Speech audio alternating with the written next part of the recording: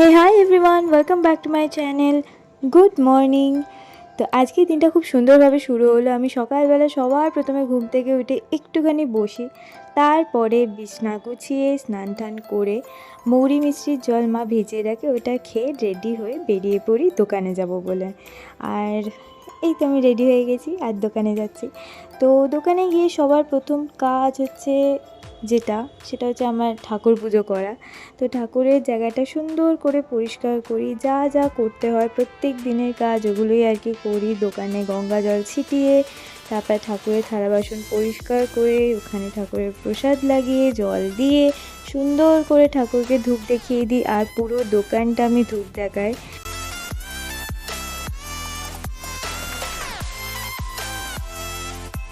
ধূপ তো দেখানো হয়ে গেল, এরপর ভাবছি যে অনেক কটাই কাজ পর রয়েছে, কোনটা আগে করব কোনটা পরে করব।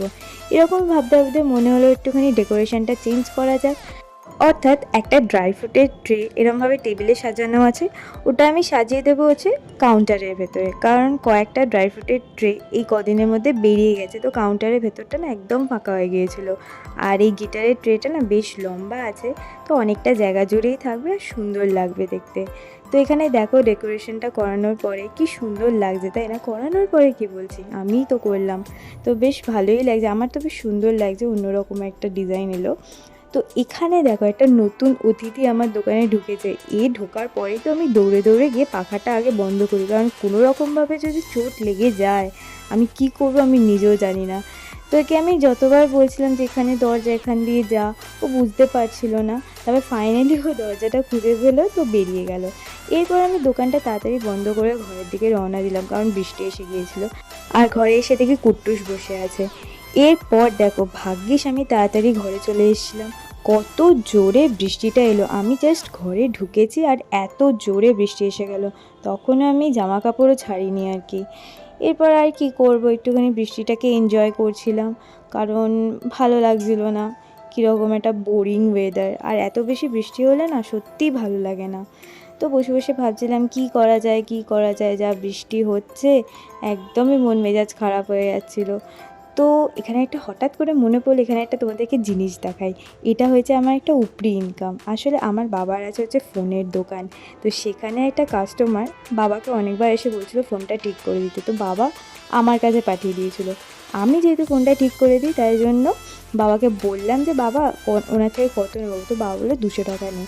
তো 200 টাকাটা নেওয়ার পর আমি বাবাকে ফেরত দিয়ে দিচ্ছিলাম, সেখানে বাবা বললো তুই রাখ, তুই যখন ঠিক করেছিস। তো এটা আমার একটা উপরি ইনকাম আর কি। তো যাই হোক, এখানে তোমাদেরকে দেখাচ্ছে যে এই অপরাজিতা গাছটা কোনো রকম মাটি ছাড়া হঠাৎ করে কোথা থেকে বীজ পড়েছে জানি না, আর এত বড় কার্নিশ থেকে উঠেছে এই গাছটা, প্রত্যেক দিন বেশ ভালোই ফুল দেয়। আর এইটা দেখে বুঝতেই পারছো যে আমি কি বানাচ্ছি। ছোটোবেলায় আমরা কম বেশি সবাই বানিয়েছি, আমি তো অনেক বানিয়েছি আমার দিদিদের সাথে।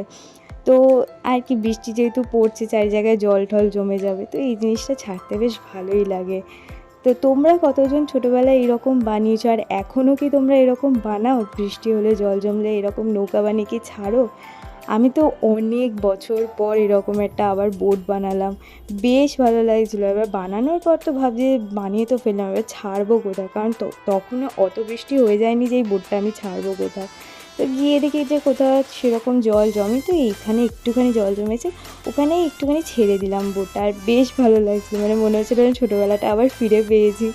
তো যাই হোক, আমি আর কি করব বুঝতে পারছিলাম না, তো চুলটায় না জ্বর জমলে আমার একদম ভাল লাগে না, তাই জন্য চুলটা একটুখানি জ্বরটা হালকা করে ছাড়িয়ে নিচ্ছিলাম। ছাড়িয়ে নেওয়ার পর একেবারে টঙে একটা খোপা করে নিয়েছিলাম, কারণ আমি আর চাই না যে চুলে আবার আমার জ্বর পড়ুক, আবার এক গাদা চুল ছিঁড়ুক, আবার আমি জ্বরটা ছাড়াই।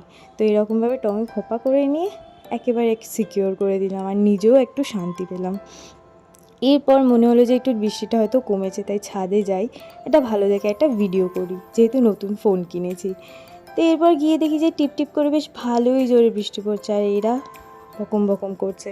তো আবার নিচে চলে এলাম, একটা ভিডিও মোটামুটি বানিয়েছি আমি, সেটা ইনস্টাগ্রামে ছেড়েছি, তোমরা চাইলে আমার ইনস্টাগ্রাম হ্যান্ডেলে গিয়ে চেক আউট করতে পারো। এখানে দেখাচ্ছি আজকে আমাদের বাবা মায়ের জন্য মাটন হয়েছিল, আমার জন্য চিকেন হয়েছিল, যেহেতু আমি মাটন খাই না, আর ঢেঁড়সের তো কম্পালসারি। এখানে আমরা লাঞ্চ করতে বসে গেছি, তারপরে লাঞ্চ টাঞ্চ করে উঠে আমি এখানে কিছু ছোটো কাজ থাকে, সেটা হচ্ছে বিছানা আবার তৈরি করে দোকানের দিকে রওনা দেবো, মানে রেডি হয়ে কিছুক্ষণ পরে দোকানে আর কি বেরিয়ে যাব। বিছানাটা করে রাখা একটাই কারণ হচ্ছে রাত্রিবেলা 10:30টার সময় বাড়ি এসে ডিনার করে একেবারে আমরা শুয়ে পড়ি, আর বিছানা করতে একদম মন চায় না। তো এখানে মা হয়তো কিছু একটা আমাকে বলছিল, সেটা আমি মন দিয়ে শুনছিলাম, আর আমিও মাকে কিছু হয়তো বলছিলাম, তো অ্যাপ্রিসিয়েট করছি মাকে। যাই হোক, এরপরে আমি না ঘুমিয়ে পড়ি, আর এমন ঘুমোই যে 5:30টার সময় ঘুম থেকে উঠেছি। চোখ মুখ দেখতে পাচ্ছি কিরকম ফুলে গেছে। তাড়াতাড়ি করে রেডি হয়ে বেরিয়ে পড়ি আর কি কোনো রকমভাবে। তার মধ্যে ছিল হচ্ছে আবার ফল। তো যাই হোক, এখানে দৌড়ে দৌড়ে আমি দোকানের দিকে যাচ্ছি, কারণ রাস্তায় বেরোতে না বেরোতেই দেখছি চারিদিকে সব দোকান খুলে গেছে। তখনও পর্যন্ত আমি দোকানের সামনেও পৌঁছাতে পারিনি। ফাইনালি দোকান খুলে ফেলেছি। এবারে একই কাজ, দোকান পরিষ্কার করা, দোকানটা রেডি করা। তো আমি তোমাদের সাথে খুব তাড়াতাড়ি নেক্সট একটা ব্লগে দেখা করব। ততক্ষণের জন্য টাটা, বাই।